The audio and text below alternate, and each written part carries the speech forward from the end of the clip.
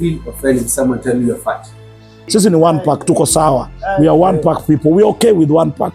And you see, the problem that they don't know about the 6-pack people, number one, they are very broke. Number two, they cannot even perform in bed. Being fat is an option.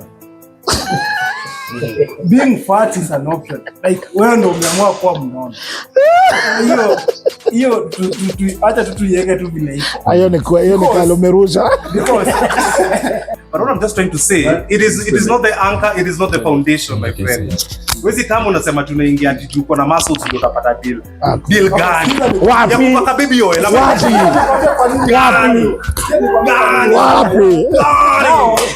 Deal gani umepata na muscles hapo? Bodybuilder, and I know his guy is watching me, who takes Viagra as a pre-workout. Then you can imagine if he's a trainer. That is toxic. That is not healthy. That is toxic. The thing is that nowadays gym.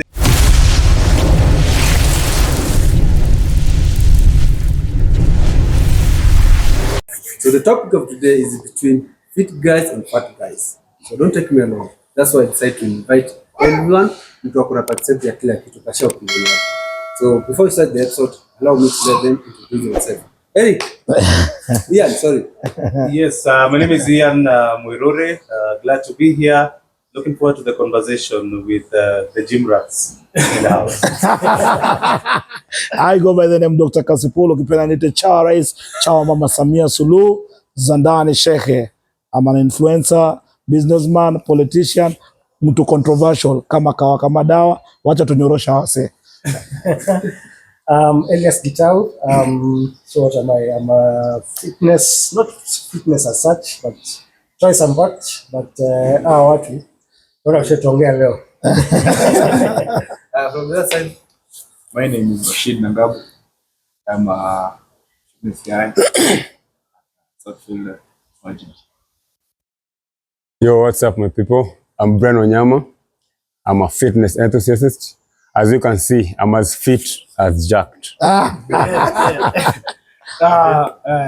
Niaje wazito. I go by the name Eno Korenge. I'm a fitness enthusiast. I'm an athlete. We build functional muscles. Yeah, man. Sasa tuko hapa leo na kudeal na hawa watu kidogo. One pack. So the first question is this. What is your relationship with food?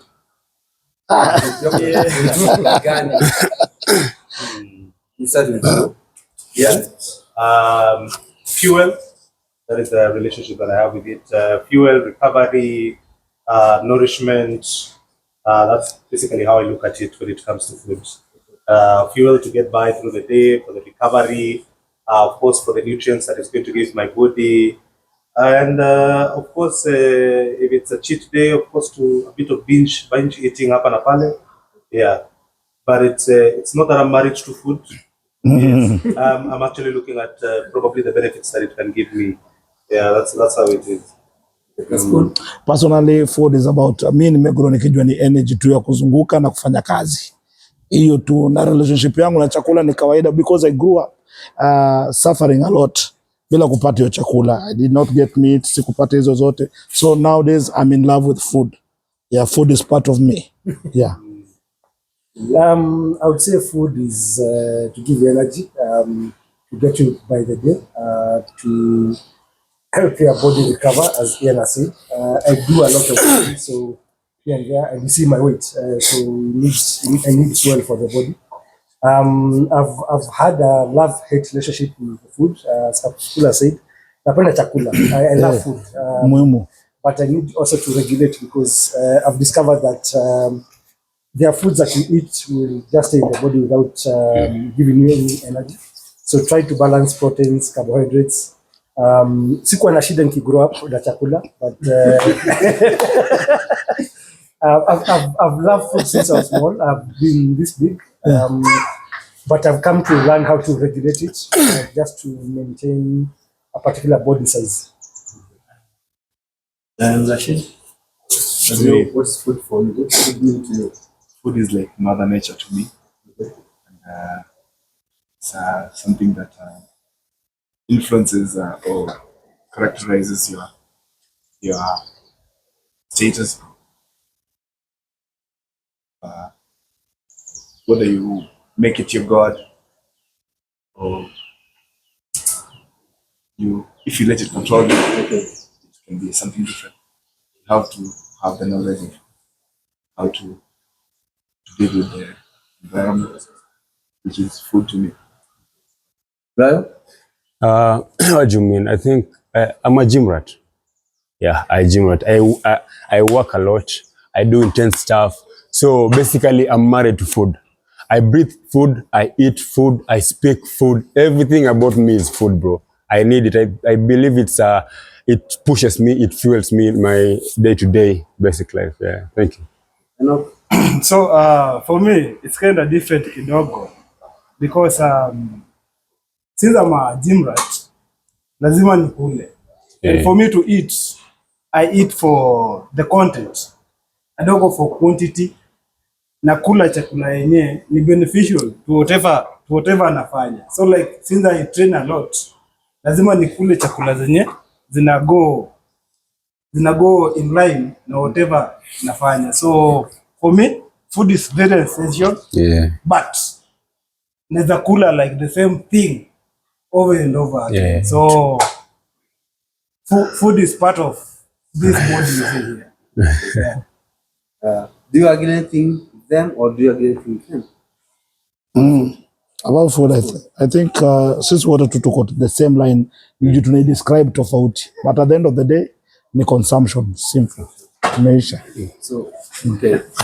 The next question, do you feel offended if someone tell you you're fat? Well, I do feel offended because the body shaming thing, and that is what I'm experiencing right now because I'm out there in public domain, and when someone look for something that anaweza kukutusi nayo, labda you're not a thief, you're not a thug, you're not a scammer, anaangalia the only thing anaweza kutusi nayo, enda uko na kichwa yako kubwa, enda uko na tumbo yako kubwa. And I've experienced a lot because of the tumbo kubwa thing. It's very bad because we are created kwa image ya God.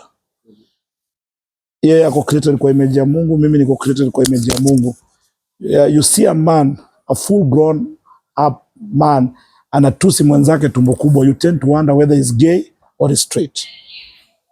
Because I don't look at someone twice. Mi mwanaume. I'm a man, I say, nakuangaliaje we mwanaume. Naangalia wanawake because mimi ni mtu street, naangalia wanawake. So when you look at me na unaanza kuniangalia kuanzia kwa kichwa, mapua, mdomo, then I tend to think that you're not straight. You are gay. So that's why anytime mtu ananitusi enda uko na tumbo kubwa imejaa, like they tend to believe that tumbo ikikuwa kubwa, I'm sorry to use this word, imejaa mavi. Up to a point. And that's why you see so many people hitting the gym, like wanaogopa kutusiwa. They want to look good because ati mademu watapenda wase wenye wako wazuri, wako na 6-pack. Sisi ni 1-pack, tuko sawa. We are 1-pack people. We are okay with 1-pack. And you see, the problem that they don't know about the 6-pack people, number one, they are very broke. Number two, they cannot even perform in bed. Go ask women. They will tell you we perform better than these guys. Ask them. Do a research. And I want to tell the TV guys here. Angalieni, mwende muulize wanawake mfanye research. Between us and them, we have money, they are broke. We perform on bed, they don't. That's a lie. They are very idle. That's why they're in the gym 24/7. That's a lie. That's a Ni wacha wanaendelea. Ni wacha wanaendelea. Now, it's more flexing here, flexing there. It's a very high possibility. But before you can, let me also just let me just add on him. For me, back to your question, if I feel offended. For me, I usually see what works for me because I was 18 kgs bigger 2 years ago. So when I lost it, and the reason why I lost it is because I'm a corporate MC and I was constantly out of breath. I was sweating a lot. Nikiingia hoteli, the first thing natafuta ni AC imewashwa. So I lost it for my functionality. in other places and also on the planet. Hakunanga mtu perfect. Hata ukikuwa na six pack Dave anasema una do. Ukiona kichwa kubwa kichwa ndogo ukiwa na nini hakunanga perfection. You can never please everyone. So be what works for you. Kama unasikia I'm comfortable in my whatever, in my skin, I'm very happy with that. To add on what Yana said, I think being comfortable is number one thing. I've been big since I was small, and I can tell you, primary school, kwenda high school, nikaitwa majina. There's a best friend of mine, alinipatia jina anaitwa Dubu. Dubu nini? Dubu ni ile bear. But I've come to learn that you need to be comfortable in your skin. So even the reason why I started working out, that I mean, I gym. I started working out my whole year. Didn't see any difference. Tumbo ni ile, mwili ni ule. Nothing changes. But I came to understand is basically how you treat your body is what's inakurudishia. Whatever you give your body is what it gives back. And you need to be comfortable with your body. You need to be comfortable with who you are. So body shaming, yes, is there. Sometimes you get into a meeting, someone looks at you and wonders, tutafanya nini? As in, it happens. It happens. But if you're comfortable with yourself, do workouts, you can breathe properly, you can walk up a staircase, you can go for a walk. Those are the most important things. As you said, it's a function of fitness, guys. See, if I need to be functional. I need to tie my shoelace. I need to walk from here to there. I need to do functional things. That's what I believe. The rest, ishi maisha yako. Are we saying that having muscles means that you help? No. It doesn't mean that way. Yeah. Okay. It doesn't mean that. Does it actually mean that? And no, I've read stories of guys collapsing at the gym. Yes. Unaangalia mtu ako fit. Sasa ni sisi sana Watu wengine. Now, hiyo swali nilikuwa nauliza kama wanakuwa offended. Because that's hiyo ni swali yao. As for me, kitu moja naweza sema, being fat is an option. Being fat is an option. Like wewe ndio umeamua kuwa mnono. Hiyo acha tu tuiweke tu vile iko. Hiyo ni kalomerusha. Because one, wewe ndio utaamua vile unakaa, vile umesema vile utakuwa comfortable in your skin. So you can change your fat body into masculine body. Now vile kama umesema wewe ni corporate MC, ndio?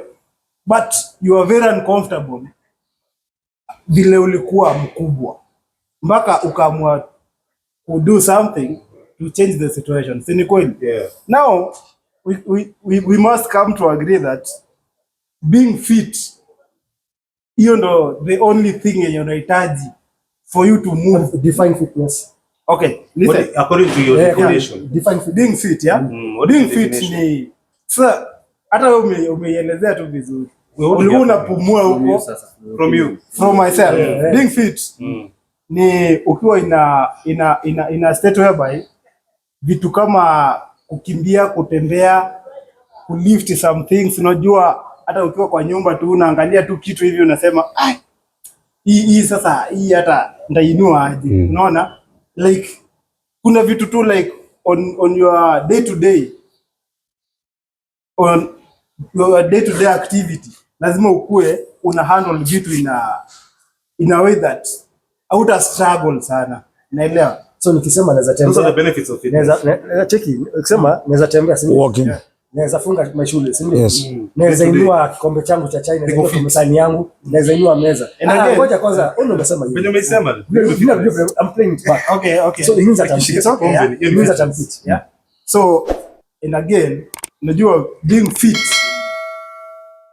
health wise. So kwanza ukiwa mnono your level of testosterone inakuwa chini. That's a fact. So pale ulisema ati sijui wanono ndo wana perform sana. Hapo ni kama utatuelezea ni ati, but itabidi tulete demo wako Listen, being fit lazima you work on your body. Like kama uko na more fats in your body and less muscles, you are not fit. Yes. That's a fact. So, Umesema fitness ni uweze kufanya day to day activities. hiyo ni Basics. one of the Basics. But there are levels hiyo ni of one of Basics. So as long as you're functional, you're fit. As long as you can do your day-to-day duties, You are fit. you fit, but unajua nyinyi wenyewe hapa mmesema tu kupumua inakuwa shida za moment. Jasema kuna shida. Umesema kuna shida kubwa. Anasema at some point alikuwa na shida. Na kawa hiyo ni yeye. Mimi nimekwambia mimi ni functional. Definition yako umesema functionality day to day, kushika kikombe, kufagia nyumba nini. Because we asked the definition of fitness according to you. You explained the duties of the benefits probably of being fit. So we are actually taking your words and Ama labda wewe mwambie ule mwingine describe tusikie anasemaje. For your opinion, what's So, okay, first, I think I'll go straight to whatever the discussion we were having. Ndio tukakuja hii side. That's the issue of being fat. I think, okay, yeah, like, okay. Me personally, I'm not fat, okay? And that's, it comes with body shaming, ndio? Like, there's that body shaming stuff. I think body shaming is not okay, yeah? It's okay to be body shamed for anyone, whether fat or not. But again, I think being fat is an option. It's true. Because we all have kuna media, kuna internet. We all have been growing up kuanzia tukiwa dogo mpaka kufika mahali tumefika hapa. And there's questions, choices of life. You decide. Kuna ile ukifika mahali like unaamua like hauwezi niambia I'm okay being fat. Yeah? I will say you're okay being fat. We have to disagree hapo. I think hiyo ni mahali unajipata, but kila msee I will say hey maze, at some point kuna ile place na feel tu bana hapana mimi siko sawa, because your true image is a perfect reflection of people around you. It's a motivation, because someone okay, I'm fat, yes. What reflection are you pointing to the others? Kuna ule msee anataka someone wants to be like you. So if you're fat, there's that image unani. So I think kuna ile like what do you take? What is your motivation in life and all that? So I believe maze like we have to be fit. We just have to be fit. And in my own description, fitness I think is being flexible, being able to do some stuff in life. Bro amesema hapa like tying. It's all about just being able to do that. These are the small tiny stuff. It's being able to be like adjustable. Unaweza like you are like kuna stuff mob unaweza fanya. Like you are healthy. Like unaweza propel yourself to a certain position in life. Not yet. For me, what I'm gathering, sorry, just to jump in, is that the reason why they work out is first of all, he's mentioned about the perception, which is also a key thing.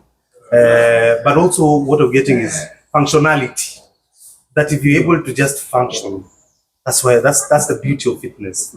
But I know so many people who actually they don't work out, but they're functioning. Like me here. Wanafanya vitu zao. I work, I am all over. Asubuhi wanachapa hustle, wanatafuta ganji, wanaendelea na life. So it cannot motivate me to get muscles, to be functional. But again, that's not an sense. I am not discounting and all that. I understand. I love also lifting and stuff like that. Understand. You get what I mean? Yeah. But it cannot be the motivation for And me to again, get muscles. You see, tukiangalia the science part of it, like muscles, it doesn't determine longevity.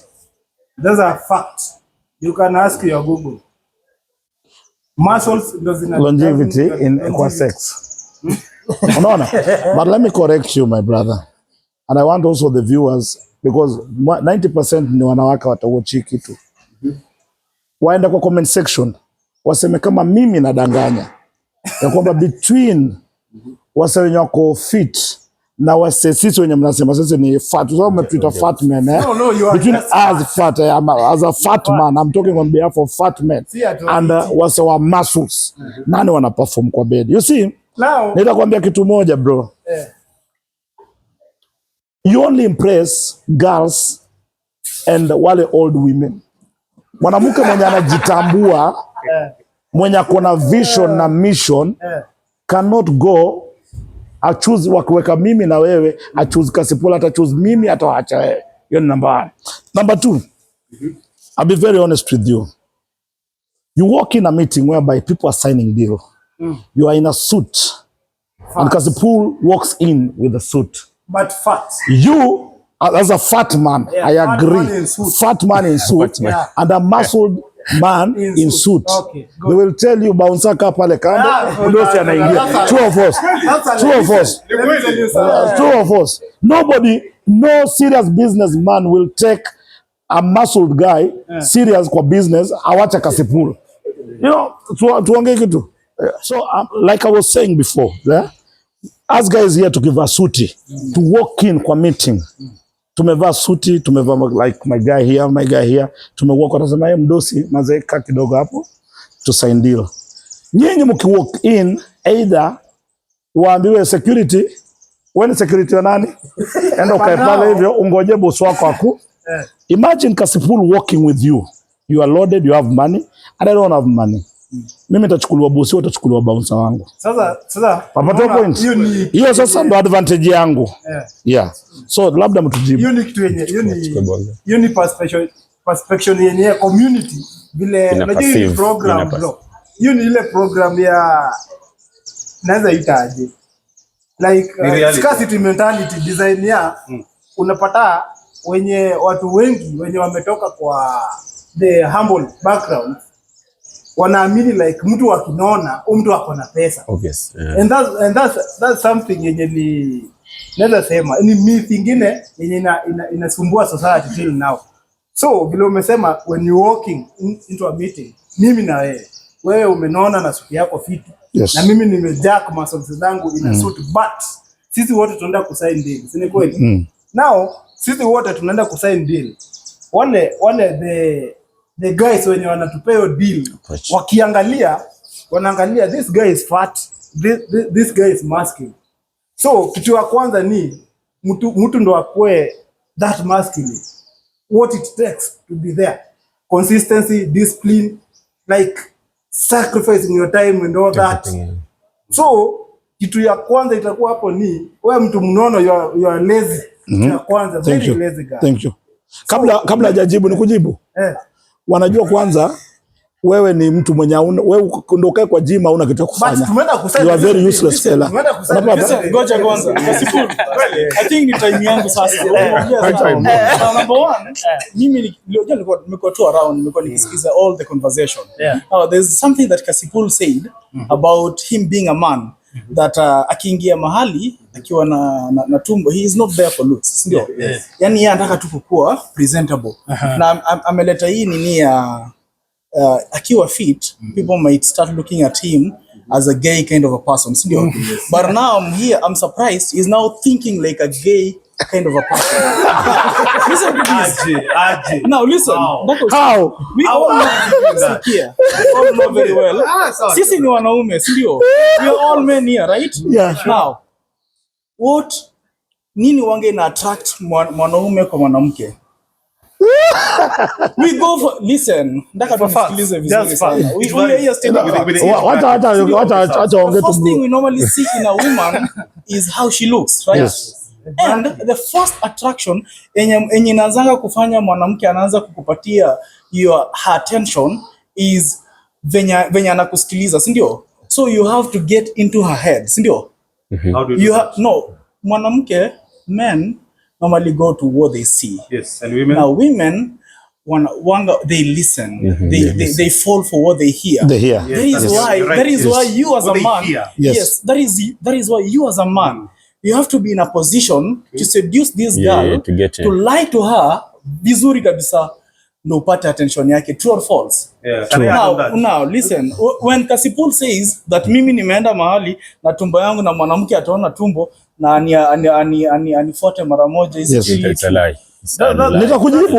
Lazima kwanza aanze kumwongelesha. Mjibu huyo. Lazima aanze kumwongelesha. You have to talk to her. You have to tell her, unajua iko hivi na hivi na hivi, by the way niko hapa because of this and this. True or false? Ama lazima pia akwa amesikia mahali, by the way this guy mwenye akaba ni Kasipul, huyu ni politician, huyu ni influencer, ako hivi na hivi na hivi, ama amekuona mahali, umeelewa? There are things like that. True or false? Yeah, I agree. Now, kuna zile maswali zilikuwa ameuliza.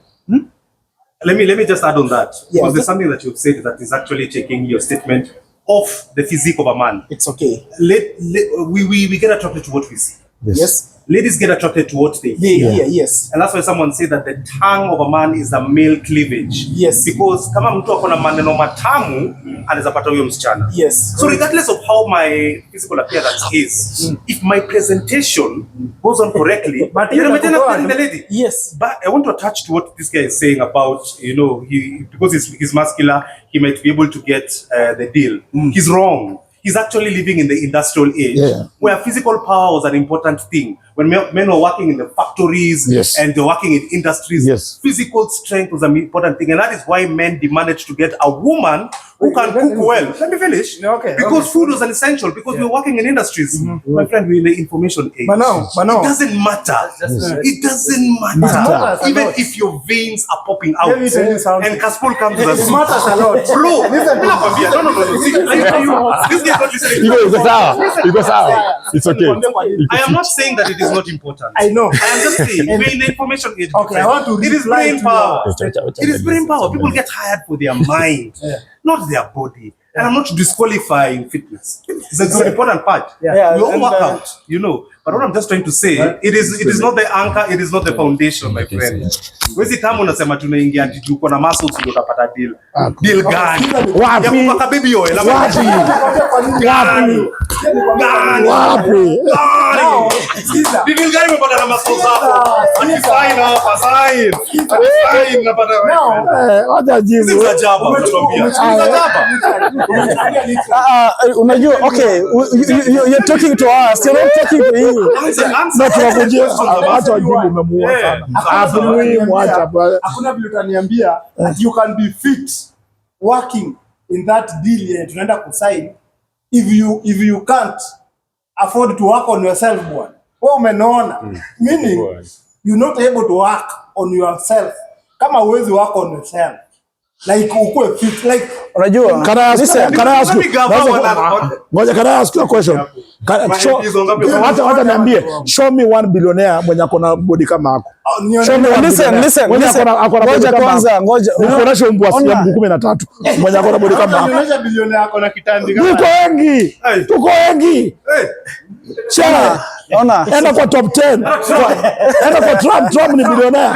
Ana mwili nani akona mwili yako? Sikia, Rini. Kasipul. Now let me tell you something. There is something that we were actually talking about. Tunasikia tukiangalia kwa stories of billionaires and everything. By the in terms of business perspective and anything, you guys normally thrive, right? Atujakata. But show me one sports person, one international sports person who is broke. Ama show me one international sports person mwenye ako na kitambi. Now that is where I was going to. Najua ulikuwa unaniambia you're talking about and okay, so being fat is a career. Are you a boxer? Hata mimi najitolea. Are you a boxer? Are you a boxer? When footballer? For every career you have to work towards it. I'm a what do you call ourselves nowadays? So, No, listen. I'm a tech person. I work in payments. Payments doesn't require, as long as I said, we're living in information. It depends on the information that I have with me. I'm not discounting that being fit is bad. No. Don't get me wrong. Being fit is okay. And as I said, being fit is functional. However, kuna fitness being taken to another level that you have to build muscle, you have to look in a particular way. That's what we are talking here. We're saying here that I don't have to look like you to get a deal. Yes. Exactly. No, That's what we're so saying. long as I am functional, I'm able to carry myself around. Kama mtana atakana kwenda CBD. Natoka hapa nitembea hadi CBD na nitafika na tu fanya biashara, si ndio? And Elias, you see, when you're talking about the international whatever athletes, their bodies are different. They're defined according to their sport. Kipchoge will be lean because he's running long distance. Usain Bolt will be muscular because it demands that. You get, when it comes to swimming, their bodies are different. Yes. So they don't look Listen, And that is why I was telling you. Yes. You see, kama tu venye wamesema. Kama kuna kitambo short put, tuendelee. Javelin, tuendelee. Wapea nafasi waongee, tumewaua sana. Tumewaua sana. Chapeni patent tatu. Ama tuzime kama mfanye research ndio tuendelee. Tuendelee. Dari mwingine. Undertaker. Hapa na six pack tuendelee. Now listen, we are talking about athletes, right? Yeah. Those are athletes in their fields. Yes. Now, when you jamaa amesema, now you know when we are talking about being fit, we are not actually forcing you to be like this guy, like this guy, like. But I've just called us fat guys. We are we are fat, and that's why we are telling you. We agree we are fat. We are okay with our skin. Listen, and we are functioning more than you. Sikia Kasipul. Listen of fatness, and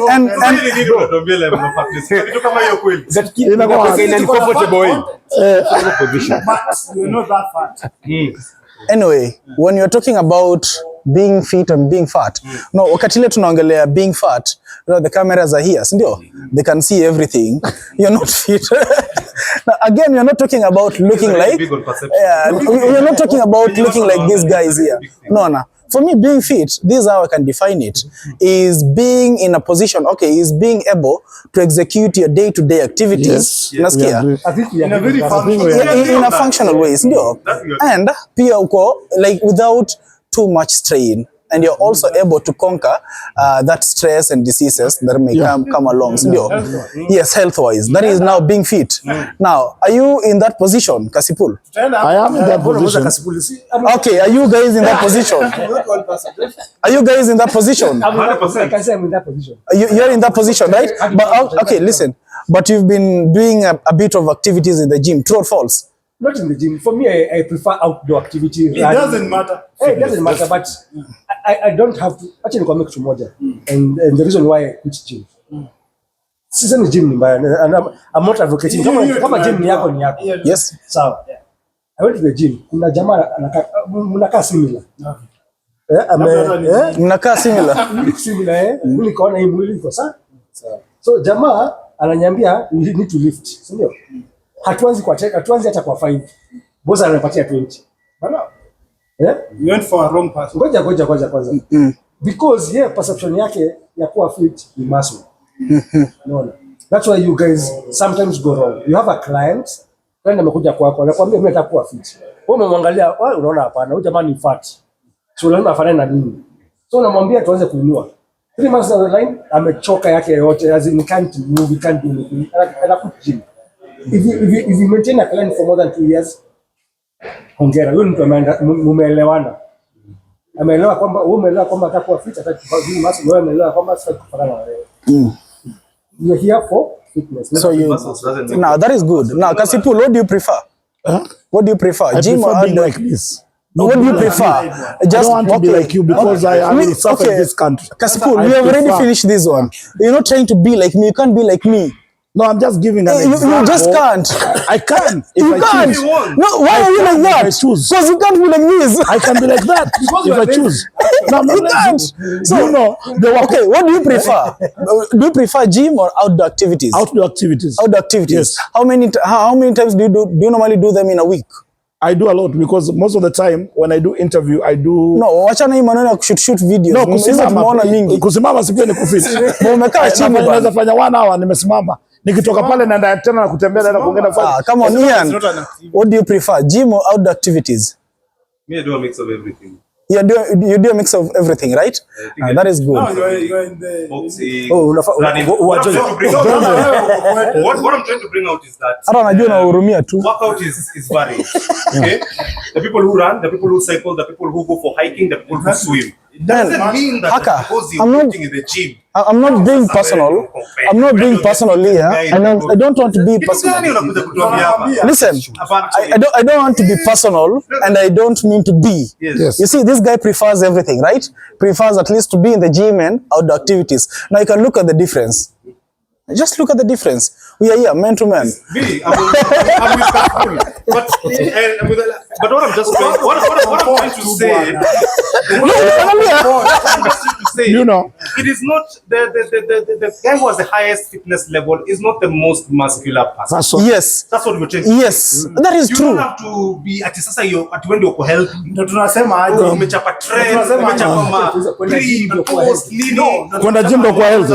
Being fit, it doesn't need like you go to the gym. Si lazima ulift. Si lazima kuwa unaenda gym. Bro, Watch wacha ni very consistently. Yeah. Na uta transform your body. What are you advocating for? wacha nimjibu huyu, wacha nimwambie kitu. What am I advocating? So when I went to the gym, I never cut on weight. Sasa wacha I never cut on. I never changed my physique. Hata naweza kuambia tu, I've known him for over 10 years. I never changed. No.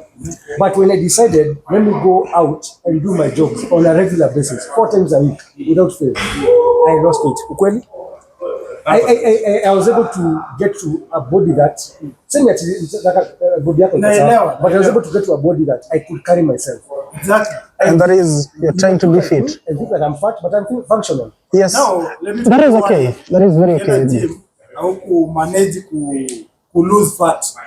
Kitu ya kwanza, the person mwenye anaona ku train, he wasn't informed. Like yeye, unajua ndo kuwe na trainer, lazima ukuwe na trainer mwenye anaelewa kenye anafanya. Ndio Kwanza. Akona clients wengi. No, let me finish. Lazima kutrain inakuanga ni 20%. Now shida kubwa inakuanga ni kukula. Consumption. Sasa unaona kama Kasipul, yeye anakula tu ndo anakula tu akwe na nguvu ya kukimbia huko hivi. You know, you can ask even my guy, I don't eat. You can ask Mashpool, I don't eat. I take 1 meal a day. The reason why your body transformation ilikuwa ngumu kidogo. Maybe one, haukuwa keen on your diet. 2, ukakutana na mtu mwenyewe anakupressure mentally.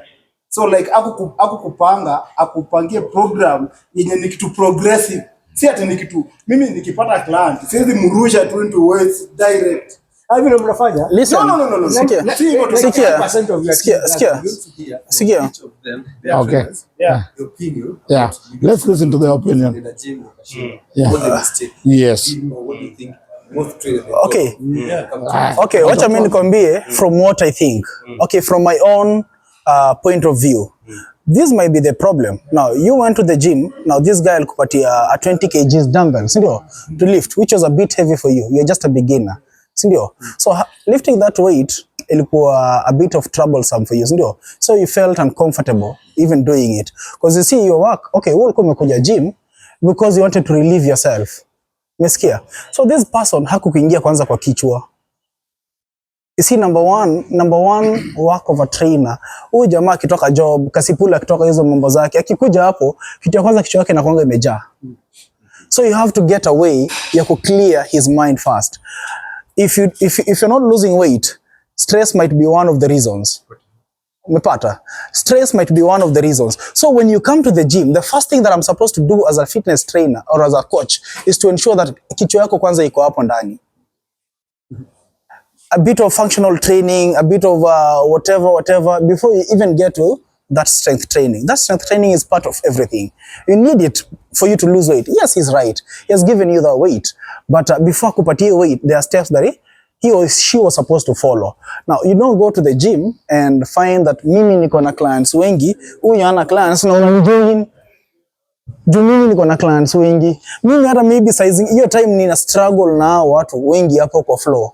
Menipata. I'm struggling with these too many people. By the time unakuja, I'm mentally exhausted. Nishachoka tayari.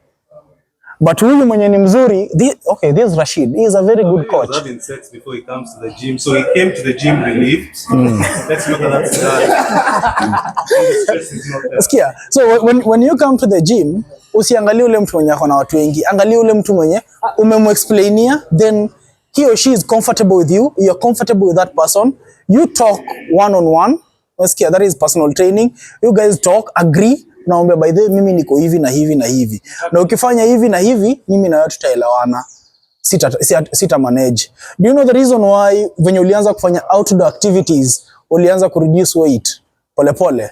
pako unaanza kufeel comfortable is because when you're doing those things huko nyuma, huko nje, at some point you're clearing your head. Zero pressure. Umepata, you're relaxed, you've got zero pressure. No, I didn't say that. Nimekuambia tu, mimi nimekuambia Psychological. Wewe tunaangalia points. Hatupati your point. Highland. Reason, okay, unataka nianze kuelezea reasons kwa nini? The reason. Reasons why uko fat. You find someone is fat. Yeah. For the reason. Reason kwa nini? There are many reasons. Number one can be stress. Two, food. Three, like Kasipul doesn't eat. He only eats one meal a day, and he thinks that hiyo yenye anafanya, that is now diet. That is not diet, Kasipul. Nasikia? You have to get enough protein to feed your body. Sawa. So, and with one meal, huwezi pata hizo food to feed your body. Number three can be sleep. Yeah. But most of us sleep at maybe 9 or 10, then we wake up at 3. We sleep at maybe again. You wake up at 8. Like me, I sleep 3. I wake up. Ujamaa analala 3, anaamka 8, ndio. Umesikia point? Watu wote Wanafaa kwa fast. Anasema sleep, sio tunajaribu tumuliza why we fat. Amesema stress ni inakaa kusema sleep. So now these guys, acha nikwambie, okay, we know this. Hawa jamaa usiku wakati ile wametembea hivi, ifika asubuhi, this guy is fatigued. Mazule jamaa kifika kwa hawezi amka. You know that. I've had that. Wanapiga ngaranda tunawajua. Tunaishi nao kangeni. That can be one of the reasons. Stress, now food, now we come to sleep. Yes, lifestyle. Yeah, then we have the lifestyle. Nini, you know, when I don't drink. I don't take alcohol. Now, I don't take alcohol. Another thing yenyewe. Sasa kama wewe umesema ukulanga. Watu wengi mnaona, si kweli? So, unaona mwili yako, your body is it's like a program. Unaona kutokula, it doesn't mean ati sasa utakonda. Okay. Unaweza konda juu aukuli na uko under some serious, tuseme sasa mtu anateseka pale ushagoni. What is body Now, type? listen, let me finish my point here. Naona mwili it's a program. Now, vinye ukuli, hiyo chakula kidogo unakula. Hata unafaa uulize mbona ni nini hiyo ina result into kunona kitambi. Now, hiyo chakula kidogo unakula, mwili yako juu inajua unainyima chakula for a long time. Ina store hiyo the glycogen. Yeah. For kutumia baadaye because inajua itakaa for long bila kupata hiyo food. So, chakula mingi utakuwa unakula, mwili inajiekea. Sasa in that process unapata umeenda kuwa that fat. Naelewa. Do you think it's a crime for me to be fat? Mimi ndo wa kwanza kuwa fat hii dunia. No, si ati ni crime kuwa fat, but it's not fit. Rashid, able answer that question. Is it a crime to be fat? It's a crime actually. Okay, thank you. Yeah. Maliz. And why is it a crime? Why is it It's not a good thing. Why isn't it a good thing? It's not a good thing because you're not functional to a good level. I can do my things. Functional fat people in this world. Who are fat? Yeah, we have rugby players who are overweight. We have people who are doing shot put, javelin, They're just functional. they are not Best swimmers. Corporate leaders and people in the public sector who are fat, those rugby and they are people, functional. Those rugby people, they are not lean. But they're masking. But they're functional. They are very functional, but they are not lean. So the problem here about this topic is we have the aesthetic looks, and while they are on the other side, I'm not saying like you, but just say basi watu wanono ama wale watu wana the rugby guys, your aesthetic looks ndio hakuna, unaelewa, because of the fat in a cover. It doesn't determine the functionality. See, so you guys feel there's something wrong with we guys, the way we look, because we are aesthetic. It's not a problem. Let me be like Kasipul and say something very controversial. Okay. When it comes to women, and this is very controversial, I might even get in problems with this, but the women who are really interested about your physique are the ones who are probably between 18 and 25 years Thank you. old. But you Right. don't. And then another 60. when you look at the older women, the more mature women, the millennials and probably Gen X, they're not really so. It is an important thing, but it is not something that they would really come And that is why we said, and that is why I said, women, you need to get them here. Unasikia? So you know these girls between About here, we can also get there. We can get them here. It's not about unasema sikia, don't mwambia, unaona when you're fat, you can get them here. Unasikia? No, at the same time nyinyi majamaa ndio nyinyi mnataka shida kwa gym at trainers. Tunajua mna tabia mbaya. Mna tabia mbaya tunawajua. We know because you have time with our women. You have time. You are idle. You are very idle. You have time with our women. Kasipul. Workout mnaongeza. Kasipul. My training time inakuwa only 1 hour. 1 hour. Only 1 hour. Sisi tuko na 5 minutes na wanawake. Are you doing uko sawa? Chukua pesa enda. Let's twist the next topic. Do you think fitness guy can be toxic? Fitness community. Yeah, it can be toxic. As I said, when you walk into a gym, you get these guys there. Which guys? It's you. You guys. You guys. The guys. The guy has been there. This one. The guy has been there since morning. Yes. You ask him, so what have you been doing here the whole day?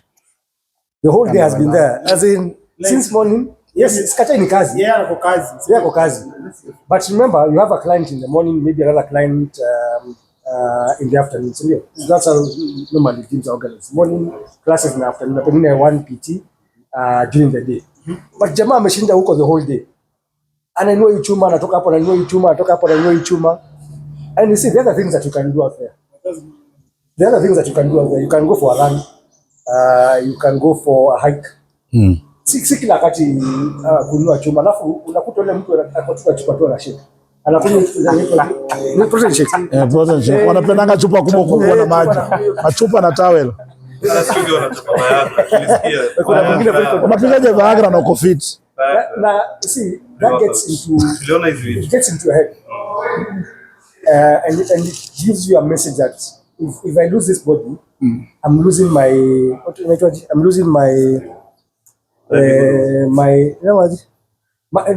unajipoteza wewe mwenyewe as in identity. Identity. Yeah, this becomes your identity now, and that's where the toxicity comes in because you can't leave that gym. Gym ikifungwa unasikia utalia. Ni kweli because I've met you guys at the gym. Hakuna kitu kingine apart from that unaweza fanya. Unaambia mtu can I go out for a run? I remember my trainer said can I go out for a run? Nasema hapana. Kaa hapa. Nunua hii chuma. Because hilo Kasipul. Sema acha Kasipul asema. Example sasa tumalize. Wacha maliza alafu pia nyinyi mjibu ndo tuende kwa question nyingine hivyo moja. Kasipul amelemewa. No, yeye atatujibia hii on our part, nyinyi mtajibu moja ndio tukue na time ya kwenda mbio. So I believe life has a balance. And when too much of something becomes toxic. Yes. We all agree about that. Too much of something becomes toxic. When you've gotten to a level of umejenga physique yako, punguza vitu zingine as in moderate some things. Go out the room, someone functional fitness. Functional fitness actually is done out there. If you look at easy netangwaji, there is this massage in your gym, but it's a functional gym. I like it a lot because utaambiwa enda nje, chukua ball peleka pale hadi pale. It can be done outside, not at the gym. It's not like CrossFit. CrossFit, exactly. I prefer CrossFit than hii ingine ya kushinda na chuma. Hiyo chuma itakuita gym jina siku moja. Tushindangi kwa chuma all the time. Wacha wajibu. Sasa sikiza. Like vile unasema tunataka wajibu, sikuna ma questions mingi. Wajibu moja hivyo ndo tuwalimu tunawalemea hata vile umesema. I feel like ati unakuwa kwa gym ukinua kwanza kuna kitu umedanganya sana. Ati you are very lazy. Sasa like sikiza ni kama hatuna kitu kingine ya kufanya isipokuwa utrain customer, ushinde tu umeinua. Si kweli ama kuna uongo kwa hiyo maneno? Si ni hapa mnashindanga ama kuna uongo? Okay, Career gani? okay, listen. Okay, What career? Kasipul. Career gani? Mnaenda wapi? Mnafanya nini? Security ama? There are toxic gyms. I know that there's one that I've seen on TikTok, and this is some massive guys who are lifting heavy. It looks impossible.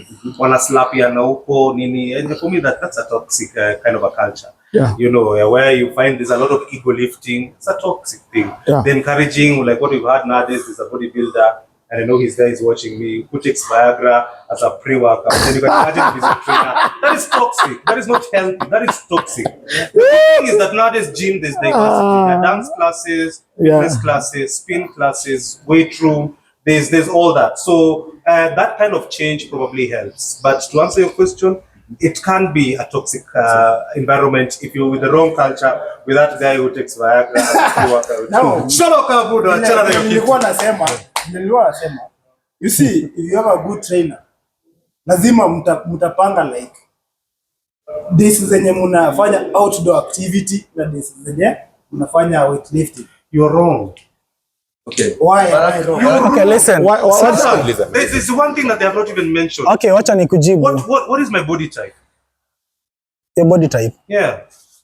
Am I an ecto? No, I'm just going to you more of if you're not that am I an endo? Yeah, I'll say a meso, more of a meso. Meso, because mesos of course there. Because if you're just that active, there's a workout for an ecto and a meso and endo. Isn't it different? So there's no way I can be able to come and give Kasipul the same workout that I'm giving you. Yeah, it's possible. So hii kitu kusema si muende outdoor. Sasa unajua watu wako stretch. Ame stretch dem yako sasa nataka kwenda naye outdoor. No, outdoor. Unajua umenikaa sana. Ilikuwa ni kujibu. Okay, ilikuwa ni kujibu alafu pale manze. What do I mean out? Muliro Gardens. Wewe tunakuona. Bana wewe ni Mluya. Bana wewe ni Muliro Gardens. Stretch hapa for 40 minutes. Mapeleka wapi? Hata nipeleka wapi? Na wana unajua wananga pesa. Do you know they don't have money, eh? They're very broke. Sasa you see, bana huyu jamaa as much as tuna train kwa gym tuna lift. Yeah. We're used to that environment. Si kweli? And again, we are just beings. Lazima tutoke, we connect with nature.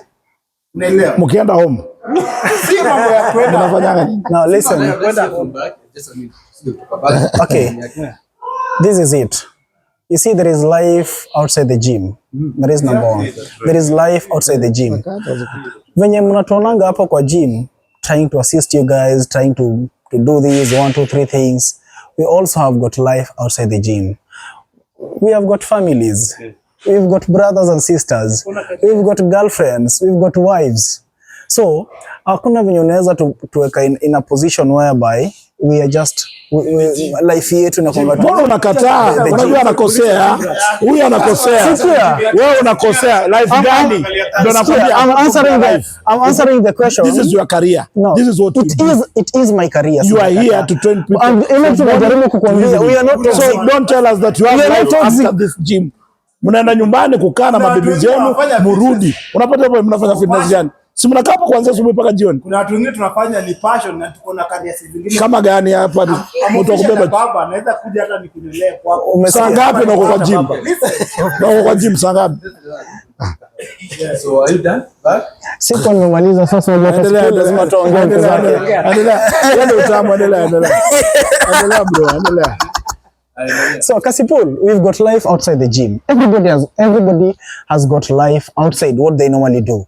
No, and to answer Ian's question that unafika to a point whereby sijui unaingia kwa gym wasi wanafanya hivi nini na nini na nini. I'm 100% sure there is something that he normally do after work that is at least kitu yenye inamfanya ni aje you. Now this is what you do, this is what he loves doing after work. Sindio? Unapata kuna watu wengine wanapenda ni aje after job pale mbili kunywa chupa moja mbili, sindio? Now sisi after training, by the way, hiyo kitu nyewanga mnaona sijui wamefanya hivi wameslapiana nini, haikuangi part of the workout. we're just having fun now after training. Sijui kama umenipata. Just men trying to it's not even a Kenyan video. It's a gym in the States. It is it has been trending of late on TikTok actually. Yeah, so you see, that is something that they're just half reps, and they're doing very heavy half reps, not full reps. Screaming their high on caffeine. Do you know so what? It is just the same way. Do you know? It is just the same way Kasipul can shout in a club Yes. with a bottle of beer. Yeah. Nini, oh, moja, nini, you get it. Shouting even Yes. more manly than Yeah, you know when he shouts. But before we sign out here, kwa hii ni toxic.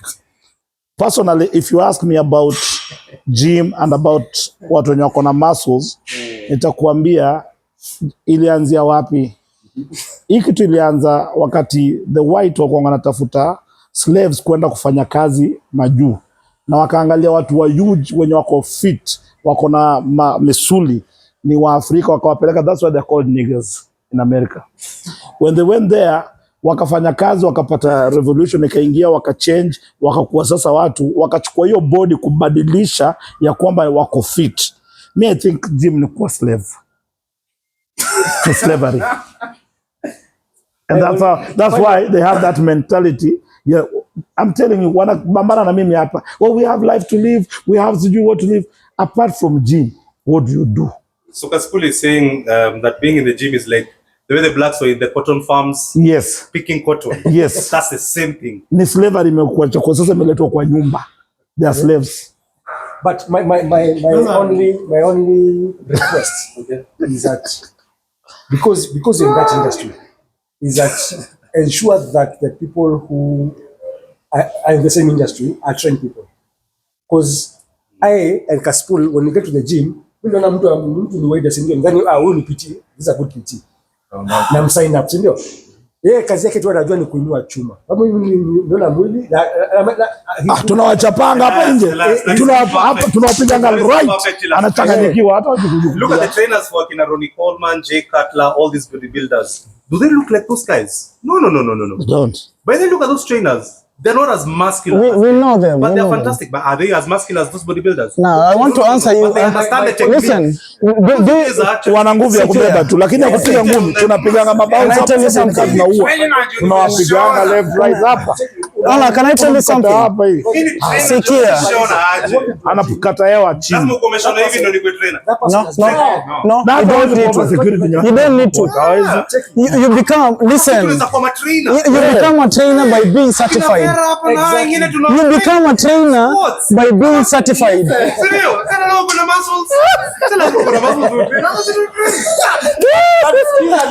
Kubalini tutoke kubalini kitu imeisha. Unaona sasa na Rashid ni trainer. Sasa kuna client amekuja. Anatafuta trainer. Amekuta wewe na kitabia yako ile kona na Rashid na yeye na mwili masculine body yake. Like naturally. Ngoja atakuwa Rashid. Niachie hiyo nyama. Niachie nyama hii. Niachie nyama ni chinje. Ui. Nipatie mguu ya. Hapa tunaongelea trainer. Unajua hata mimi hamjanipatia chance ya kumalizana na huyu jamaa. Sijamalizana na Ian. Listen. Come baby come. Nataka nikwambie. Let me come. Ngoja. Acha nimalizane na huyu jamaa kwanza. Na is Rashid.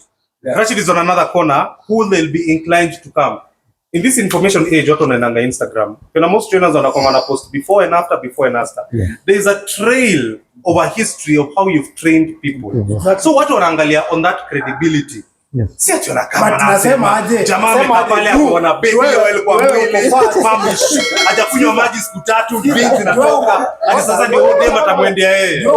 Sajaba, na uko train. Haimaanishi ati Rashid juu ako jack. Yuko train. What if you both mko na the same knowledge like mmetrain na kila mtu akona information. You're assassinating yourself. No, I'm not. You give the example of Rashid and myself in one corner. Kusema unaona mwenye ndo ako informed unajua mwenye ako jack on goal. Hata angalia Harambee Stars na coach wao. Huyo kocha anakaa kama listen anasikia unajua okay wacha ni deal aka si wacha ni jibu huyu jamaa kwanza listen Huyo kocha wa Harambee Stars anaitwa nani? Ben McCarthy. Alikuwa anachezea wapi? Manchester United kitambo, si ndio? Now, I was going to answer you this. Unaona hao trainers wenye unasema wao the best bodybuilders in the world. They were bodybuilders before. But again, you don't become a trainer by being a bodybuilder. You become a trainer by being certified as a trainer. Exactly. Okay. Melo, you go through that process and get certified as a trainer. That is why when you go to the gym, don't go and look for somebody who is jacked. Go look for somebody who knows what they're doing. Ask that person. I agree with you. Ask that person. Certification is important. Yes, ask that person. Where is your certifications as a trainer? Unaona wakati ile mimi nikikuuliza ile tunafaa kujitetea na wewe kotini ni hiyo. Sifai kujitetea na mwili yangu. Certification is important, true, and I agree, because even the police force, you look at, they'll go through the training and whatever the boot camp, and you'll see some of them here, they've got their big bellies. So certification, yes. Yes, it is very important. Transform your body to get the certification. That's Yes, and you see, itafika point. Mimi right now, unasikia? Back to default settings, na tufanye vitu zetu. Certification is not about how you look. You don't train your body to be certified. You do what? You get educated. Exactly. And so is there online certification for fitness? Yes, naweza kuvuka hapo saizi. So I don't need to look like you guys. Now, I can just get online certification. Wacha niwaulize, what do you think that I don't need to get muscles. wacha niwaulize a simple question. Why do you think that you are fit, mko fit kunishinda mimi? Nyinyi okay, why do you think mko fit kutushinda sisi? What do you think you can do that these guys can't do here? Acha nikujibu hiyo bro.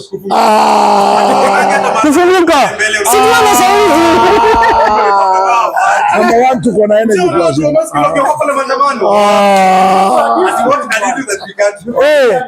Yes. Wacha nikwambie bro.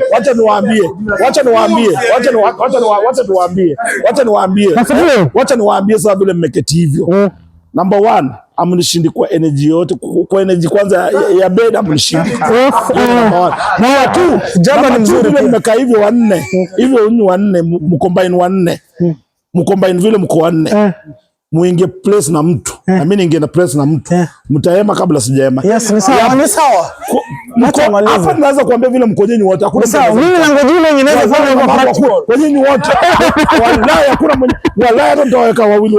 Sasa mimi na ukishamaliza kuongea tu hewa hivi mki. Mimi na wakati Nilikuwa na niongezea ya certification. So Unaona wanataka nipimiwe. lazima ukwe inform. Lazima ujue kenye unafanya with your plans. You have to have that knowledge and information. Now, tuseme sasa wewe umepata that information na your knowledge na mimi nime-acquire the same. But at the same time, mimi niko consistently training na niko na the physique yenye niko nayo. But you, I will train, but uko comfortable na uko hivyo. But wewe ni trainer na mimi, si ndio? So hapa inaoneshana sasa ile discipline. Client akikuja, ndio nilikuwa nasema client akikuja atasema these guys wako na the same knowledge on fitness and training, but this one anaweza ni motivate because yeye amework on himself, ametransform to this level yenye yako. So like literally hiyo kitu itafua tu like mimi niko na luku. Niko na no, si hata luku tu. Niko na procedure na ile process ile. Let's take, najua the pain. I know the pain. You're wrong. Just the same. Let me tell you why he's wrong. It's because when you get to a certain age, your muscle fiber definitely goes lower. Yeah. Time, even me, I'm 40. Get. So I'm looking in the next 10 years, I have to do something to make sure that my muscle fiber doesn't go down. But that doesn't mean that I don't have the experience. You know what I mean? So he's 42, you're 40.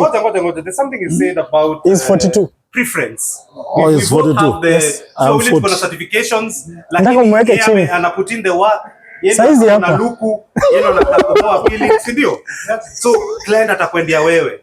So client hata endea mtu akona experience juu mimi no, si tuko na experience, si what lakini juu uko na luku.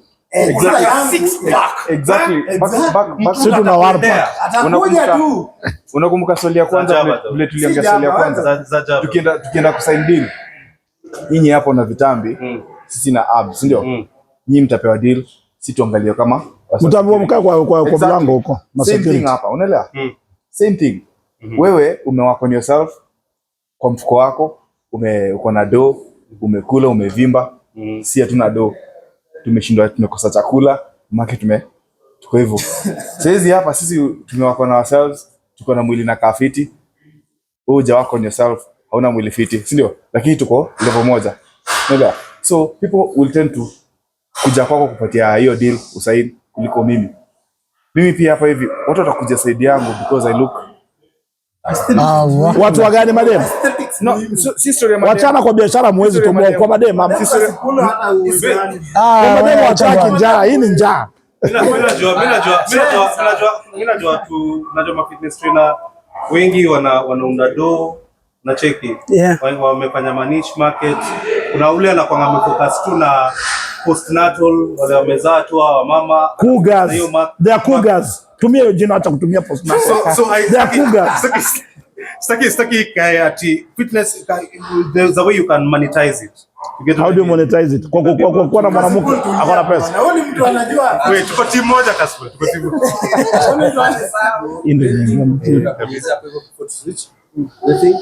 About tumemaliza. Tumeua. The next question is, do you think fitness guys are more attractive than fat guys? Hapo sasa tuongee. Tuiongee. Wape wang'are kwanza. Wape. Sasa hapo. Hata tuanze Rashid. Rashid aenda mpaka huko mwisho. Kila mtu aongee. Tubomoe hizi statements Attraction. Yes. attraction. This is what I mean by attraction. Come. This is what we mean by attraction. Nasimama hivi.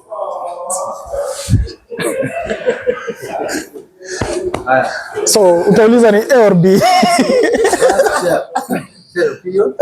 Acha Rashid az. Actually, sorry, just repeat the question again. Nataka kushika vizuri. Do you think fitness guys are more attractive than fat guys?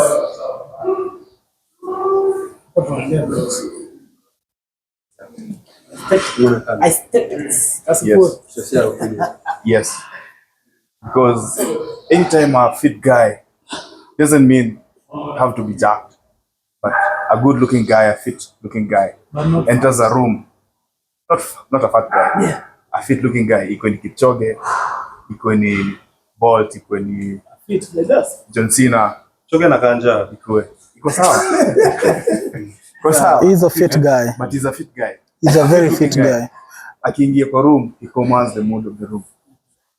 Exactly. So yeah, that's attraction. It's a positive thing. Yeah. In the back, opinion?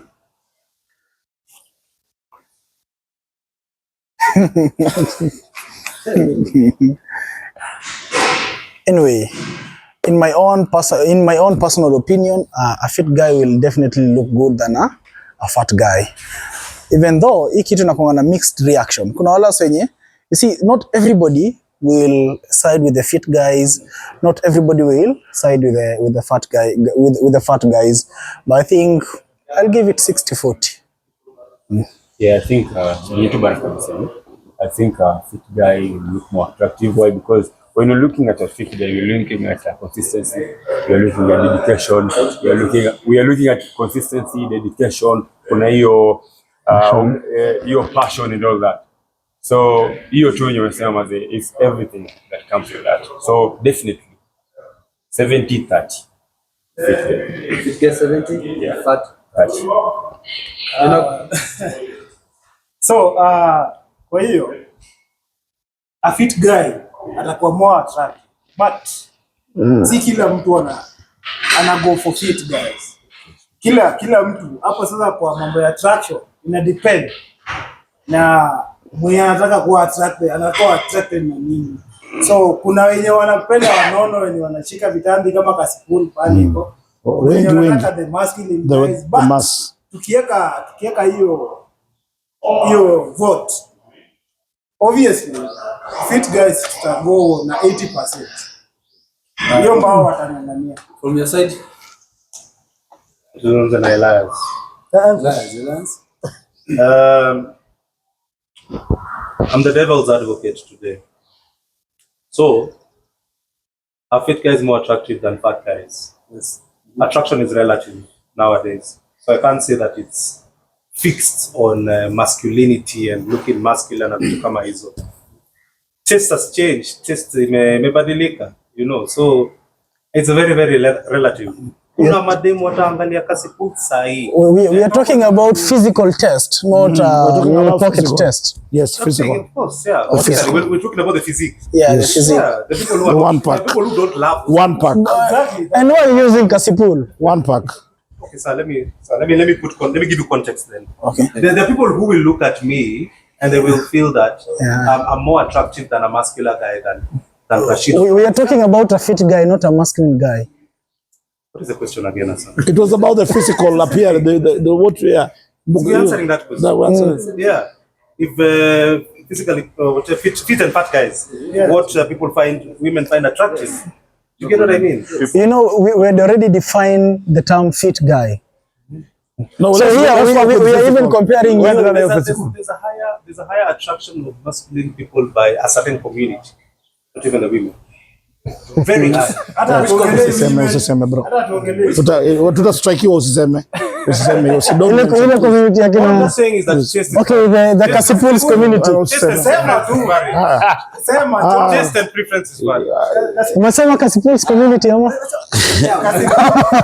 Yeah.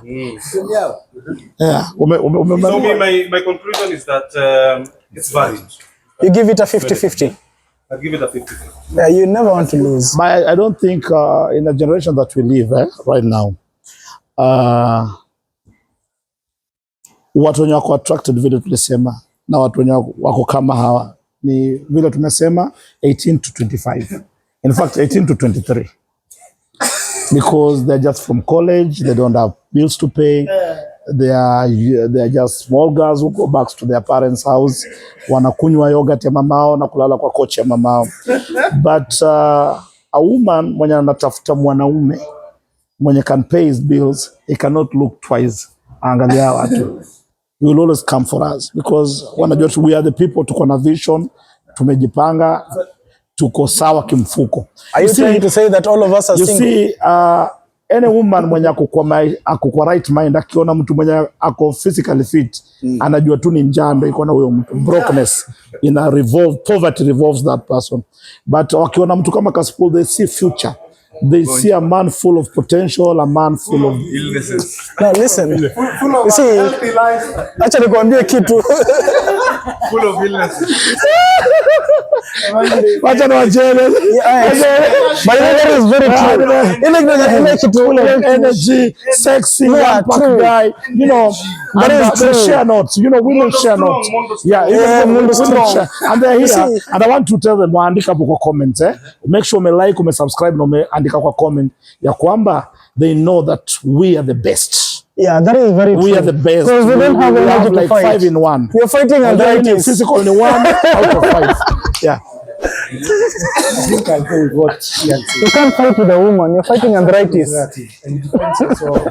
It depends on who you want to be attracted to.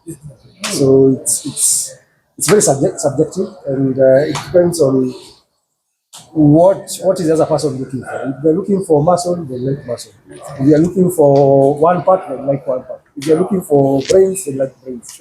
So it's very relative. And again, we are living in the information age. Yeah. Nowadays, people don't even meet. Yeah. I can be having a meeting with someone that you need to, the person needs to be attracted to me, but you never met. It depends on what I say. Yeah. And as I think we've actually convinced them to cross over and be fat. It's From this okay. conversation, basically. That's illegal. There is one thing this guy can convince me to do. Can I ask you a question? Yes. Why do you have a tattoo in your hand? Preference. For preference. Yeah, I love We prefer being like this. Yeah. Then we prefer being like this. But it's not constant. You get what I mean? Life is not constant. It's things change. Yeah. Things will change your perception of life. Not forever. Would you like to switch on the other side or no? Never. I'm comfortable where I am. But this guy is fit. As I said, it's You guy, you train. Never. Ambia Kasipul, you train. Nafikiri tunakula chakula moja. Yeah. Mimi personally singependa kuwa the other side because I think I have a lot of things to do. I'm a very busy man and I think I don't want to be broke, so I don't want to be there. Wow. Okay. As I said, it's always good to be comfortable in your skin. If I'm comfortable, maybe, but I don't know. I'm comfortable at the moment with what I'm doing. So the best thing is to be comfortable with yourself. If I'm good, I'm good. And I'll work towards, if I feel I'm not good, I'll work towards where I feel I'm good. Sorry, before we move on, I think also just want to add on that. It's also good to get yourself checked, cholesterol and whatnot, those levels, and then you see what you need to work on. Yeah. Yeah. Doesn't necessarily mean that you lift weights. Yeah. You get what I mean? Yeah. So this is the agenda. But you can able to get yourself checked and see the areas that you need to improve. It can be swimming, it can be cycling. Bora tu kwa active. Personally, Switch on that side. switching on that side. Yeah. Now, personally, I can't switch on the other side. I won't switch on the other side, and I will never switch on the other side. And I have my reasons. Like Kasipul doesn't want to, wants to take care of his businesses here and there. I'm a fitness coach. I'm also a business person. I also have my business to carry out, and I don't want to be in a position whereby I'm uncomfortable to move from one place to another. I also don't want to live without a purpose.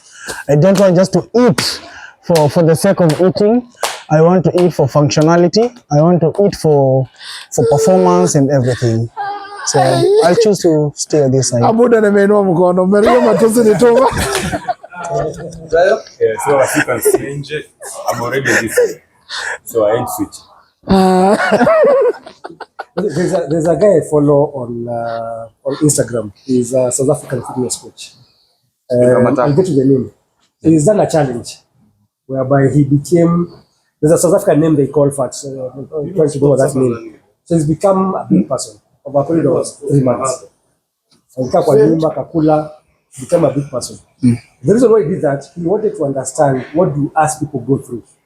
So that's when he becomes lean again, not this way, but when he becomes lean again and finds a client like me, he knows what we are going through. Yeah, he's done it. Go So I'll give him the name. He's South African. You've just said that this guy was in the house. His work was just eating He and used to sitting. go out for meetings here and there, but he needed to build. Not to build. He wanted to be fat. Within a period of 6 months. So 3 months. Means you're within 3 months. Just second again, but for you Yeah. to get to eat. He wanted to do it in a shorter period. Look like a sipul. Mention his name. Like you're trying to say that this guy tried to be What I'm lazy. trying to say is, sometimes it's good to walk in another person's shoes. Yeah. So this guy tried to be lazy for 3 months. No, that is what you're trying to tell me, right? It's an experiment that he's doing. So this guy has been lazy all his entire Are you life. saying that fat people are lazy? No, that is what this guy just said. This is what this guy said. It is, yeah, amesema. This guy said that this guy tried to be lazy for 3 months. So maybe I'm assuming fat people, I'm assuming fat people have been lazy their entire life. Because this guy have said, umesema aje? Umesema, sema. He's documenting the entire journey. Yeah, he documented the entire journey, and in his documentation, he documented that he was lazy for 3 months. Like this is lazy. This is the word lazy. He said, Just doing an experiment. It's an experiment that he's doing. okay, So what do we call that? we have hardworking people who are fat. By the way. It doesn't mean that you're lazy by being fat. Anyway, Let's hear from for you. me, I can't move to that side. I've never, in this life and in my next life, Next level have new bodies, but don't go on. I never want to be on that side because mi nataka nikuwe vile niko fit, hata nikiwa in my 60s bado nikuwe na Uko fit. some functional muscles zenye zinanibeba Ninatembea na mti kama kasipuni. Kufika 49 hivi. Bro, me I'm 40 already. Na bado ni Natembea na kijiti. So Rashid is 42. 8 years. nataka mimi nikuwe masculine before. Najua longevity, muscles zina determine. Next question.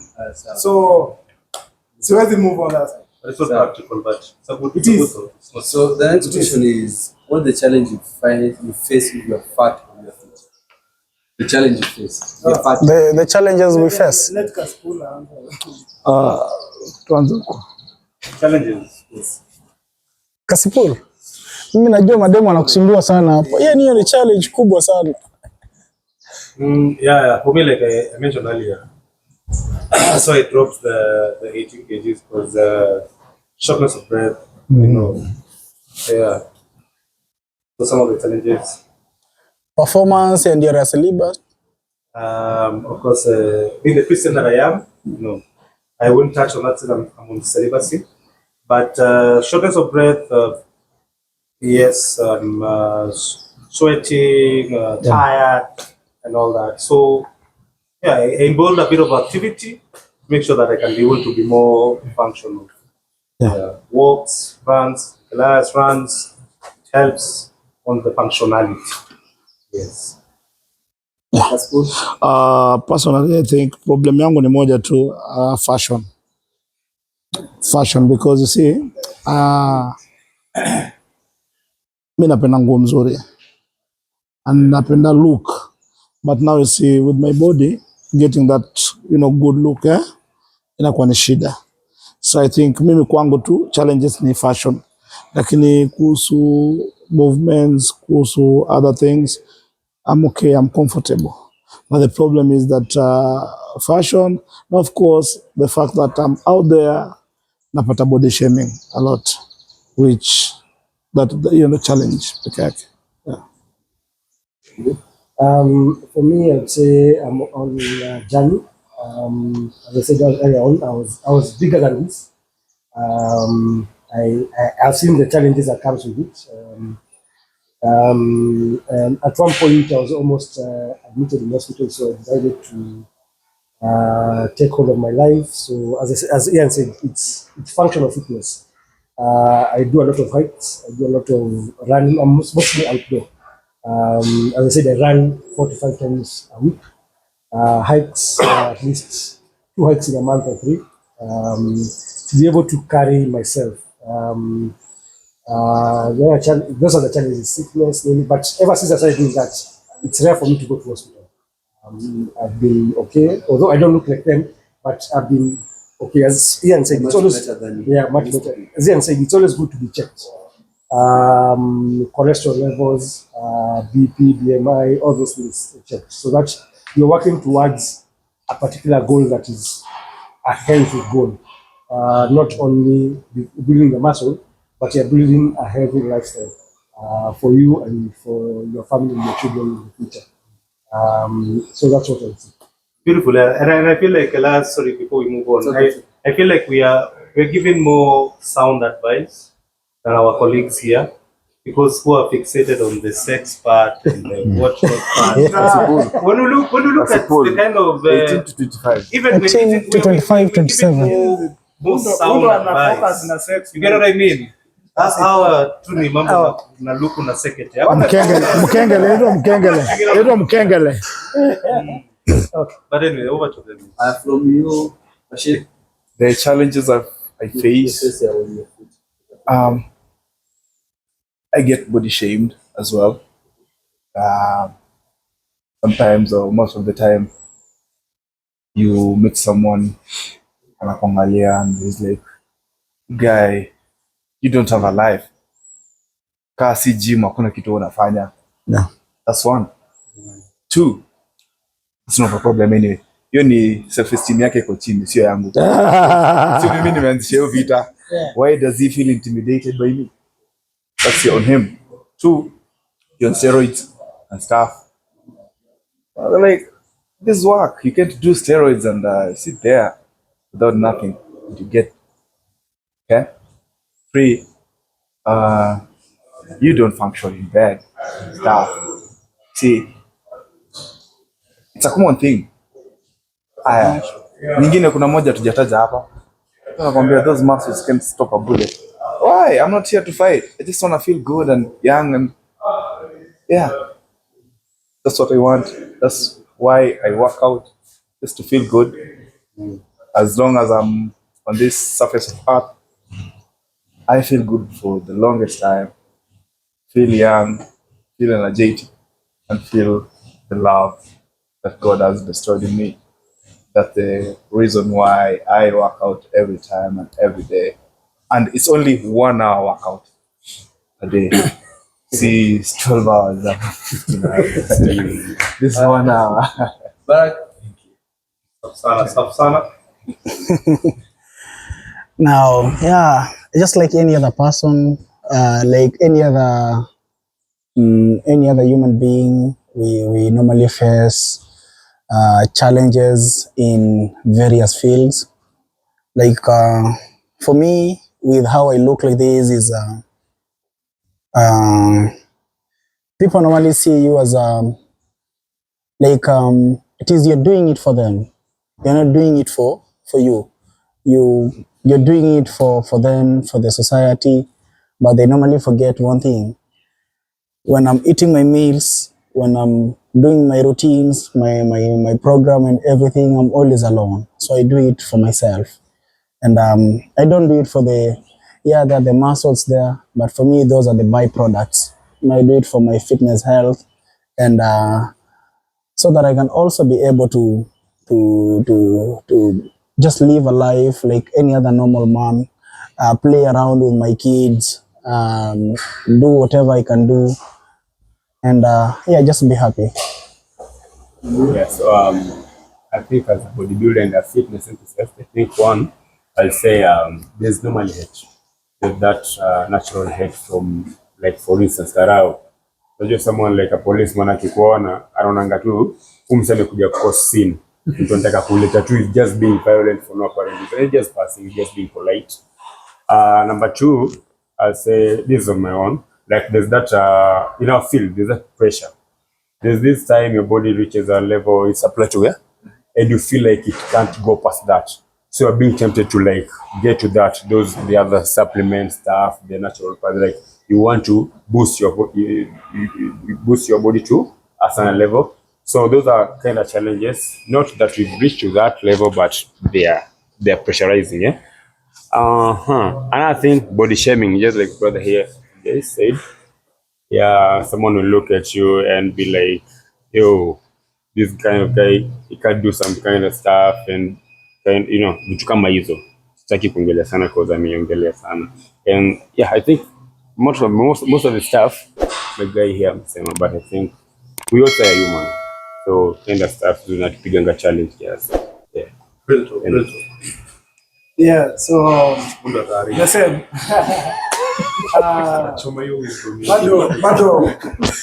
Bado sisi tunapata the hate vile wamesema, like for instance kuna so tuseme mimi unaweza kuwa tuko mtaani tu pale, you just pass it, mtu anakuita bouncer like juu uko that masculine, so kuna ile notion tu inakwenda kwa society like wewe ni bouncer tu, unaona like hauna life, umesota, wewe ni bouncer tu, hauna kazi, juu kazi yako ni kuinua chuma. Wanasahau like to maintain this body it's very expensive, so hate iko kwa society, like hate. So you find people, they start working out, then you want to quit. Mtu ameingia gym 3 months, 2 months, then quit. Like you didn't say before. The reason was about the trainer. That's what the mistake. So you have to and lost. Yeah. So like they usually say that things don't go wrong, they start wrong. Okay, so the trainers have mentioned about understanding each other, probably not understanding the body type, and also the client at times also not being very open. At times I find also the clients, they misinform the trainers, that they're eating right and they're not eating right. And so there's a bit of clash. So I think to start it off well, people should start on the right footing, put everything on the table, have an understanding of each other, then toka hapo unaendelea mbele. So that's what I strongly believe. Na waache kukatia mademu wetu wakikuja gym na kuwachukua tu na kwenda nao. Na really appreciate Kuwapea time. collaboration. Let's agree. Yes, well, but I think things don't go wrong, they start wrong. So having an understanding and then now muangalia hiyo kitu progressively. May think unajua mimi nilienda gym mara moja and then I don't know, instructor wangu alinifanya paka nika hate gym because the first day nilikuwa sijui niko obsessed ama whatever because nilibeba machuma, worked out nini, nika sweat, I took photos. The next day sikuamuka 3 days, then that is how nikaamua sasa sirudi gym tena. I think for the first timers, wengi wao wanaendanga gym, they meet a wrong instructor and wapea more than what they can and they end up kufanya nini? Kuchukia gym. Ya pili, there was a day I was very sick. I was feeling unwell. And I had a friend of mine, is called Frank. Frank is a gym instructor. Then Frank told me, wewe vile naona ni kama blood pressure iko juu. So Frank and I tukatoka na boy wangu anaitwa Kotia, tukaenda kupima blood pressure only to realize mwenye ana workout ndo ako na blood pressure, mimi nisi. So ikanirudisha tena chini roho, nikajiuliza kama huyu ndo ako gym na pressure yake imepanda na mimi ni umbu wa kawaida niko huku nje na pressure yangu iko sawa. So I think it's about to For me, I think it's to find what works for you.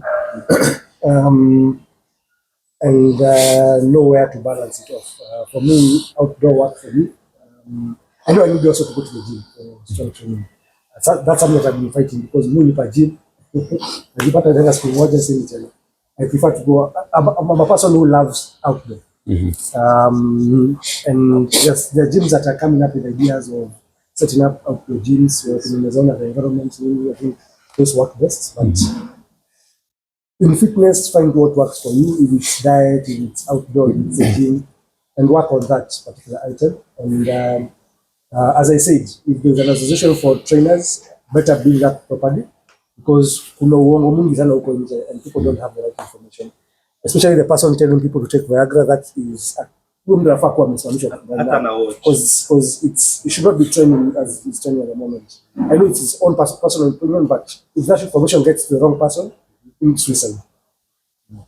If you want to say someone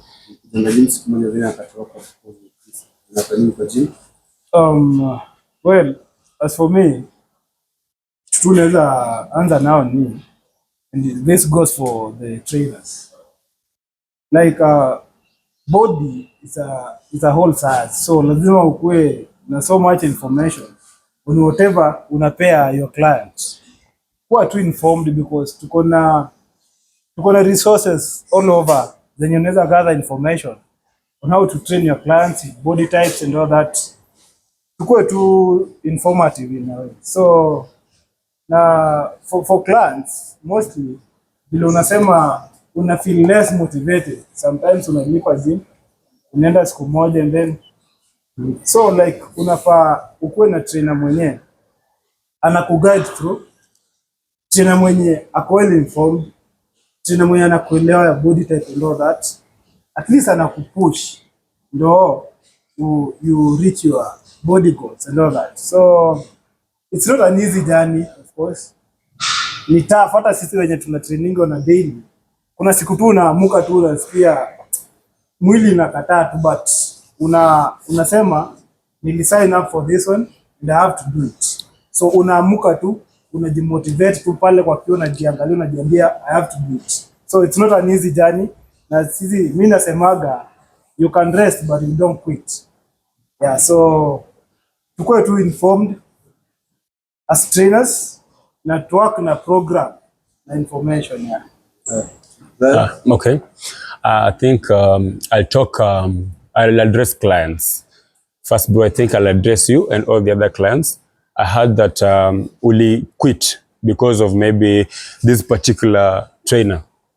When you really feel he wasn't doing what he was supposed to do as far as you go. So Mimi, I would love to say that it's always good to try new stuff and new people. So if you feel like this particular trainer ain't incorporating the kind of routine that is supposed to work for you, ama una feel like for the longest or the shortest time umekuwa na yeye vitu haziendi sawa, it's okay to switch. Don't get tired. Switch to the next till maybe utapata ule msemaji atafanya nini, atenda pona na wewe. It's okay. Another thing, I'll really like to motivate our clients, like msichoke maze. For those clients who want something good, maybe that as your physique unataka ama to have that, si lazima ukue jacked. Unaweza venye umesema yani, you want to have that good your body poa, unataka kuwa fit. Exactly kama yako. Okay, so maze usichoke, you do it, show up, do the work, stay consistent, be determined, and above all usiquit. Twende sana. Yeah. Rashid, Real talk. As for me, first of all, trainers, we are influencers. Now, in order to influence someone, you need to know the market. You need to know what the person needs. And that's by listening. Listen to your client. Akija amekwambia mimi nataka kwa mtu wa boxing, siwezi kumpatia weights na yeye anataka kwa box. Listen to your client very well.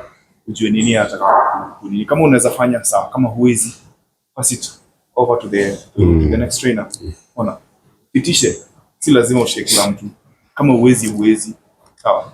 Alafu two, we need to know how to mentor. Simama pale, you're like a godfather to this person. Uko mbele yake. You know some stuff in here. Kama angekuwa anajua angefanya nyumbani.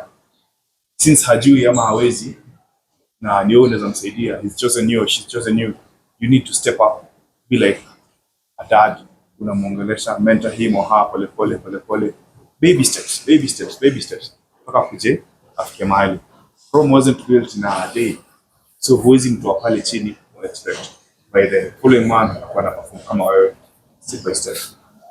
To the clients, this journey is not sweet, it's not soft, but the results are. So just keep on trying, never give up, and just never give up. Be open na trainer wako. Icheat unamwambia nimecheat hapa, ikiwa na fetishes zako zinakusumbua, just be open, namwambia mimi na struggle na hii. Yeye ni mali anaweza kusaidia. But if you hide things, your closure ni muhimu sana kwa, because it's your body, and whatever gets inside your body through your mind and mouth should be as clean as possible. So either way, you will have to do the work 70%, tena kusaidia na 30%.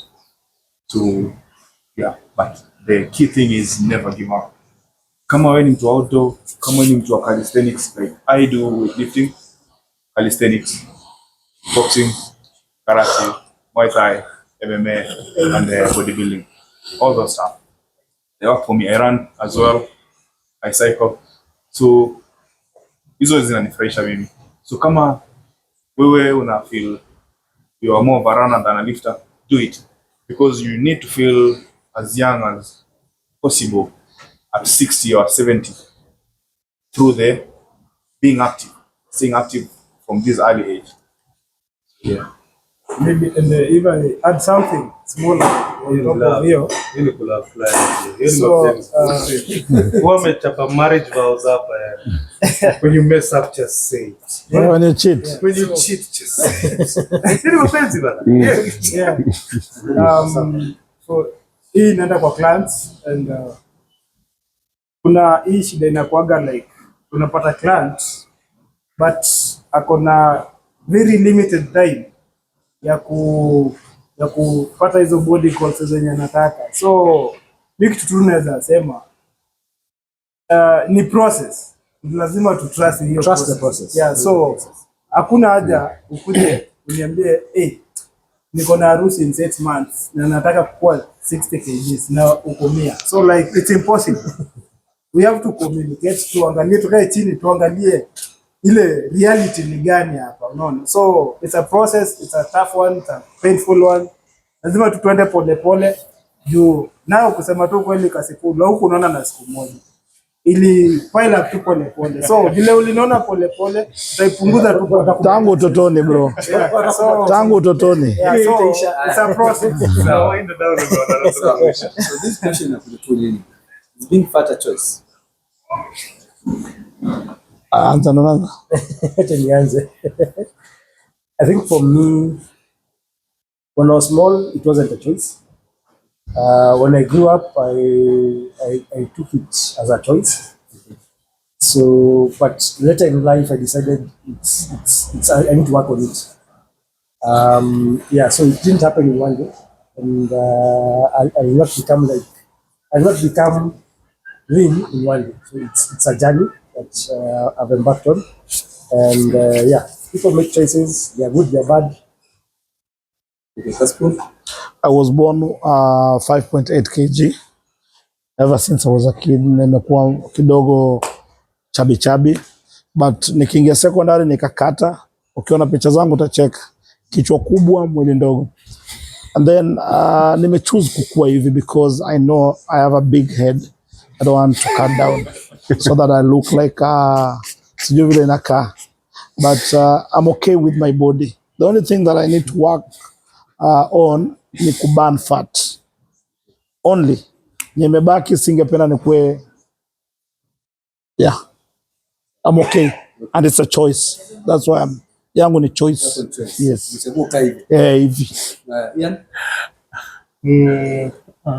I'd give it 7% choice. 30% I'd give it on hormonal imbalance. The hormones are not balanced. People who struggle with that, and probably it affects their metabolism, and they are the way they are. There are also some hereditary issues on insulin and these kind of things. So there's the medical aspect of people who probably have some hormonal imbalance, and then yeah, you, as they say, you're what you eat. Live life. Kula burger, na fries. Tulumia bana. Kana na hii genje hapa. Nataka mtu mmoja hapa hivi aongee. Kula fries. Sawa. Just only one person. So same question. Being fat a choice. So you Okay. Talking about that, yes. I'm answering that. Yeah, yes. I think I'll say it is, and I'll say at the same time it's not. It is because I'll go with a certain example. Maybe you see there's some, should I say fat? There's some fat people who like there's a friend of mine mwenye nilikuwa na bonga naye ananiambia he's okay with being fat because he's a brand. Yani brand ya company flani, yeah. And they kind of consider him hivyo venye yako. So he's afraid that losing that physique ama losing that body type inaweza fanya wafanya nini? Wamweke nje. I think sijui kama mshaikuwa na nini kama hiyo. Yes. So just to answer that, I think that point iko. Then it's not, because some of these fatty people, the fat people, I think wengi wametamani sana, they want to cut. They've been body shamed, but sasa wana feel like they want to do it but they don't know how. So they are struggling with that phase of cutting. But sasa wataki kufanya ionekane kwa macho ya watu like they want to, so wanajaribu kuijustify. But at the end of the day, they don't want that. Yeah. everyone So. Even being very thin is a medical condition. Sure. Kina anorexia, but yeah. tutafungia hapo. Hey, Thank you so much for coming up.